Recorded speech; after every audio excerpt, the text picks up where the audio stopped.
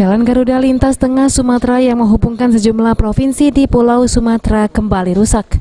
Padahal jalan negara ini baru diperbaiki belum lama ini. Kondisi jalan sendiri terdapat banyak lubang dan kerikil bekas aspal yang mengelupas bertebaran.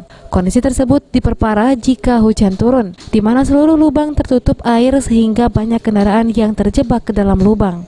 Tidak hanya itu, akibat jalan rusak sering memakan korban kecelakaan, terutama terjadi terhadap sepeda motor. Dari pantauan yang dilakukan, kerusakan jalan terjadi mulai dari Simpang Batu Marta hingga perbatasan Kabupaten Muara Enim. Oleh karenanya, warga berharap ke depan pihak terkait lebih memperhatikan kualitas jalan agar tidak mudah rusak. Jalan rusak, Pak? Sudah lama ini. Dari mulai belum lama perbaikan, tidak lama langsung rusak lagi. Berapa lama dari perbaikan, Pak? Ya palingan ya sebulan 2 bulan lah sudah rusak. Ini kapan terakhir diperbaiki, Pak?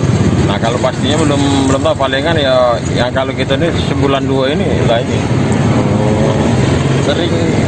Memang sering perbaikan di sini, Pak ya? Sering perbaikan. Dulu sudah diperbaiki, pernah di sini nelan korban. Jadi kecelakaan tunggal motor terbalik sendirinya. Soalnya untuk menghindari lubang-lubang.